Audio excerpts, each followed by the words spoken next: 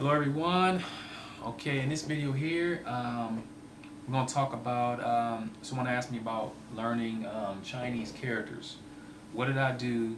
What method did I use to go about learning Chinese characters? Now, it's pretty difficult. It's already difficult to learn Chinese characters because there's no alphabet. However, um, as I showed you guys in one of my previous videos, when you learn those conjunctions and adverbs and those interrogatives, you want to just learn the character at the same time, learn those Chinese characters. So that's what I did. All the basics, whatever, everything you learn the character, both traditional and simplified. And as far as practice, uh, you definitely want to write them over and over. I would say each character you learn, you might want to write at least 50 times, over and over with correct stroke order, okay, 50 times. And then as far as journal is concerned, if you decide to go to a forum and write a journal in Chinese or Japanese, you can do that, but make sure you handwrite it. I will recommend handwriting the journal first, because you can easily type it, but writing and actually writing is a different story. So you want to write it by hand as much as you can. So every journal, make sure you write it by hand. It's very important to do that. Very important. You can also find a pen pal. You can write them a letter, write it in Japanese or Chinese. Just get extra practice with the characters. But everything you learn, every vocabulary you learn, you want to make sure you learn the kanji, the Chinese character, at the same time. Okay. Um, and that's pretty much, you just got to keep doing that. There's really no shortcut for learning characters. You have to keep writing, keep reading. You have to read a lot and you have to write a lot. So there is no shortcut for learning Chinese characters. So like I said, write at least 50, each character you learn, write them at least 50 times, and then you can make sentences with those characters. And then when you write your journal, write it by hand. Make sure you write it by hand. Okay.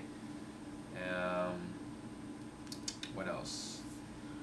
Um, Other than that, that's pretty much, yeah, that's what you need to do for the characters.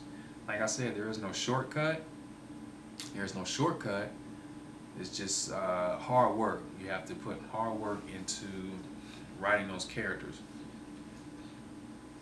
Now, someone asked me what other languages I've learned without an alphabet. I don't think there are the language used now without an alphabet. Just Chinese. That's pretty much it. Unless there's something I can't think of now. So many languages, I probably can't think of one. But for right now, it's Chinese. Now, however, there's a script called the what is it called? It's called the Chữ Nôm. Chữ Nôm. It's the Vietnamese. Because Vietnam was ruled by China for so long, a long time ago. They used actual Chinese characters. They called the Chữ Nôm, which was like the southern, was it the southern language or something, the southern script, southern language. That's what it was. And they basically used all characters. It kind of looked like Cantonese. It looked similar to Cantonese. They're characters, but it looks like Cantonese. But anyway, they stopped using those characters after the missionaries, came to the country. They started using the Latin alphabet. I play with it a little bit, but it's kind of difficult to learn so much, in something that is not really used. It's kind of difficult to progress in something that's not used, unless you're really, really, really into reading a lot, as far as something, some poetry or whatever they use. You're really into it. But if you're not, I wouldn't really recommend learning. You can learn a little bit, but it's going to be hard because no one really uses it. So that's the only language, the Vietnamese, as far as a script, I've learned without an alphabet. So that's pretty much it. So with characters, that's what you got to do. You just got to keep practicing over and over. In a week, I'll say it all depends on a person's time. It all depends on the person's time. But with Chinese, I know I said before, with Japanese you might want to learn like 10 kanjis a week. But see, with Chinese you might want to double that, because Chinese is pure characters, so you have to learn more. So that's what you have to do. That's pretty much it. Now we'll conclude this video. I can't think of anything else, but that's what I've done with for learning Chinese.